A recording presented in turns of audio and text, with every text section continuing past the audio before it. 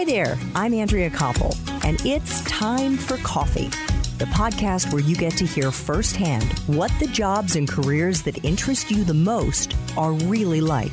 Hey there, Java junkies. How's it going? Welcome back to another episode of T for C. By the way, if you are enjoying T for C, please make sure your friends know about it and your classmates. And definitely, if you're still in school, let your career counseling offices know that there's a free resource out there to help Java junkies find their professional path in life. I would be incredibly grateful to each of you if you could do that. And also tweet about T for C on your Instagram, Snapchat, and post about it on Facebook. And let me know at Time, the number 4 Coffee LLC, what we can be doing at T for C to help you out even more. What professionals, for example, and professions do you want me to be digging into? Now, for the fun part. If you like beer and drinking, and I'm not talking about coffee here, then you are gonna love my next guest, because in his free time, he hosts a super cool podcast called Pubcast Worldwide, in which he interviews a whole variety of guests over drinks in a bar. And in his day job, he's a business development manager working for Rockwell Automation, which is one of the world's largest companies dedicated to industrial automation. And as if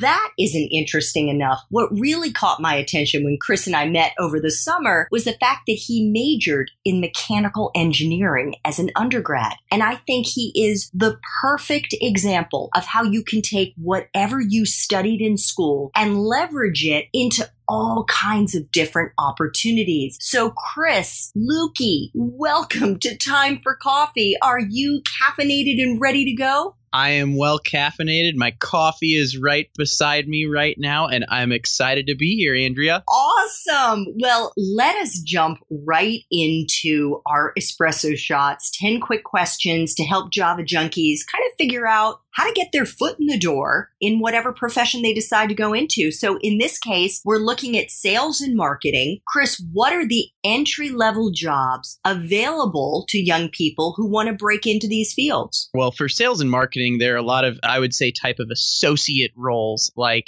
a sales development representative, someone that would take care of a lot of leads and qualifying sales opportunities for more seasoned account managers to go after. Now, with that said, there are also opportunities to jump into type of sales or business development roles as, let's say, more of an outside salesperson right off the bat, where you're actually going to be spending your day-to-day in front of customers. Great. And what about a useful skill or skills that you look for at Rockwell Automation in the young people that you hire? Sure. Well, sales is an interesting mix, and sales and marketing, I should say, because what you're really looking for is someone that is hungry, that's aggressive, that wants to go out and drum up new business, that isn't shy to knock on a door. But you're also looking for someone that has that humility and that ability to listen to a customer when they're communicating their challenges, needs, or business goals. So it's really finding that balance between being able to get out there and take initiative, but also make sure you're able to absorb the information you're getting, because one of the most underrated skills in sales is listening. Oh, what an excellent point. Chris, you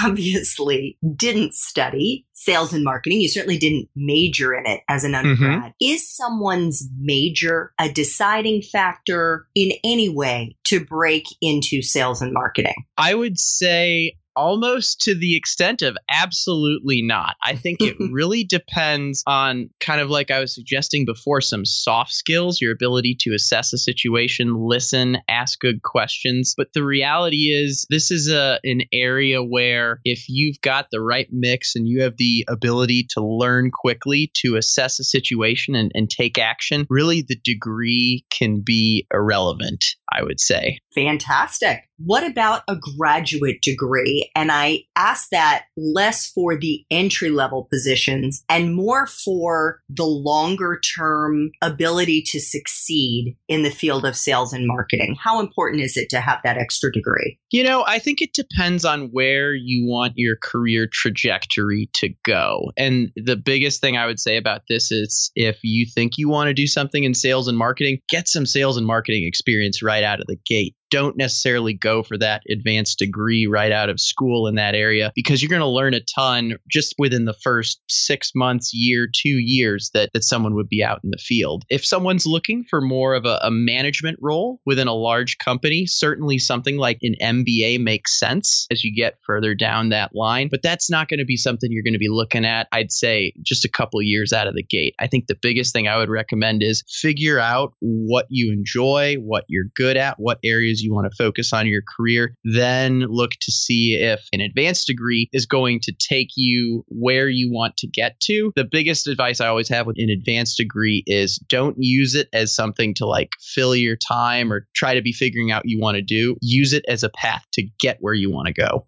I totally agree. And what about life experiences, Chris? I know you've had some interesting extracurricular activities going back to, I'm guessing, when you were in high school as an Eagle Scout and then getting involved in your fraternity as an undergrad at Marquette. What do you think are the kinds of life experiences that would be most useful for Java junkies who want to break into the fields of sales and marketing? You know, if we're talking, like you made some references to college and being an Eagle Scout when I was in high school, especially in someone's early years, the biggest thing I think extracurriculars provide are an opportunity to broaden your horizons. It allows you to get experiences in areas that are probably outside of what your major is or what you're studying in school. It allows you to take on leadership opportunities that might not be available in your day-to-day curriculum. And also you can test out other skills. For example, when I was in school, I did a lot of work with the college radio station. At the time, it didn't appear to have anything to do with my career, but looking back, that was actually a very foundational opportunity to prepare me for some of the things I'm doing now in podcasting and video work and media that's associated with my role as a business development manager. Yeah, for sure. So, Chris, what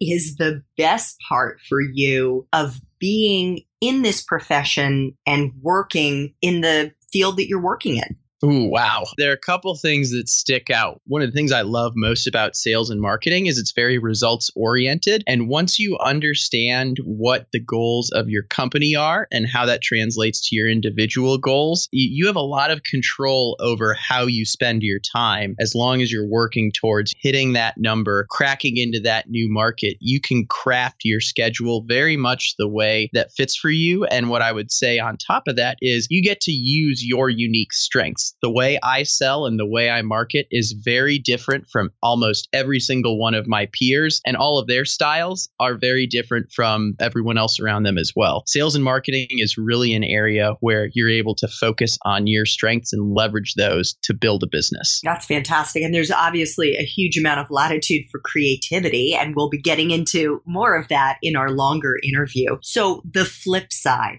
what is the part of your current job as a business development manager that sucks the most? I'll preface this with, even if you have your dream job or a job you love, which is the position I would describe myself as being in, there's always going to be a part of the job that's a drag. Within sales, if you're serving a customer base, particularly in manufacturing, which is a very fast-paced industry, you're going to have emergencies that you need to respond to very quickly. You're going to have to rearrange your schedule to provide excellent customer service to your customers that might be in a challenging situation, might need to get a proposal out to one of their customers quickly. So you need to be able to think on your feet and iterate in some time that can just totally disrupt your schedule, and you have to adjust as needed. But the reality is those challenges, while they might seem like a big pain at the time, are actually one of the most rewarding things about the job when you're able to overcome those scenarios and help out your customers. I can totally see that. And I'm hearing you say it's important to have the right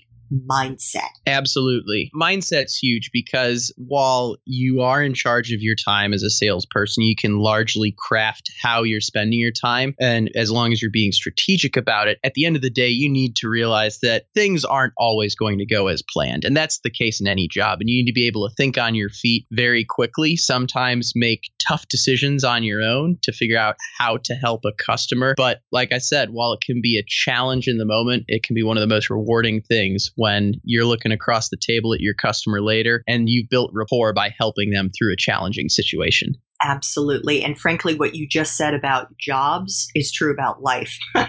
Chris, what is the best career advice that you've ever gotten? One of the best pieces of career advice I ever gotten, I got this a couple years into my career outside of school. I wish I'd heard it a couple years earlier, but use your 20s as a time to learn. Focus on building that skill set. One of the mistakes I made right out of school was I'm like, all right, I'm done learning. I've been learning for all these years. Now it's time to just execute on my job. But the reality is when you're in your 20s, use that as an opportunity to gain a lot of experiences, figure out what you're good at, fall on your face a couple times because you'll learn a ton from that as well. And just try to absorb as much as you can during that period of your life. That is awesome advice. And I don't want to rain on anyone's parade, but as I have evolved in my life and I'm on my fourth profession now, I have continued to have to learn in every job I went into because they were in different professions. But that actually is something that I really enjoyed. So just kind of keep that in the back of your mind. Chris, what movies or Netflix shows or YouTube videos or books that you've read accurately depict the sales and marketing profession? That is a good question. There are a lot of good books out there on it. As you're talking about sales and marketing, I'll give one that always sticks out to me. There's an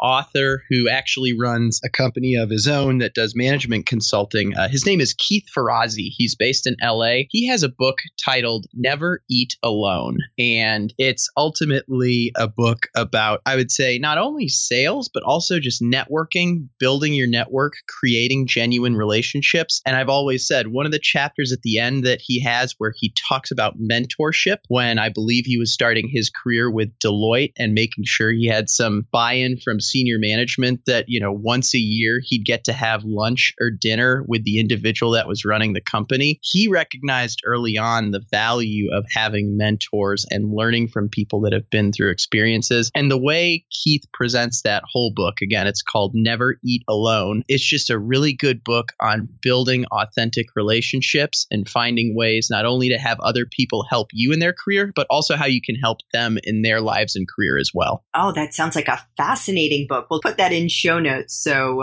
Java Junkies don't have to drive off the road to try to remember the name of the book. Final espresso shot. What would Java Junkies be surprised to learn about your profession, Chris? Wow. Probably how exciting that the manufacturing industry can be. We live in an age where the tech world is kind of the sexy world, whether it's Facebook, Google, thinking about all the innovations that these companies are doing. But the reality is manufacturing is very similar. You're just dealing with a physical or hardware product versus a piece of software. So, for example, like Elon Musk at Tesla, while they get lumped into the tech world, I mean, what they're doing is manufacturing. They've been doing a lot of the things he's doing now in Detroit for decades, even a century, I think is the more accurate way to describe it. So the manufacturing world is very much on the cutting edge. And if you're looking for an exciting, fast-paced career where you'll be learning something every day, that industry, whether you're in a sales function, marketing function, engineering function, or, even something like finance, you're going to be finding that you're in a pretty dynamic spot that always keeps things interesting in manufacturing.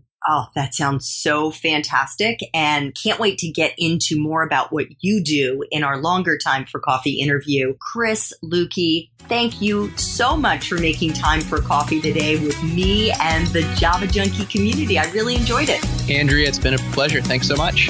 Thanks so much for listening to Time for Coffee, where the professionals in the jobs that most interest you always have time to grab coffee 24/7, no matter where you live. I have one quick favor to ask you. Remember to rate, review, and subscribe to Time for Coffee. Thanks so much.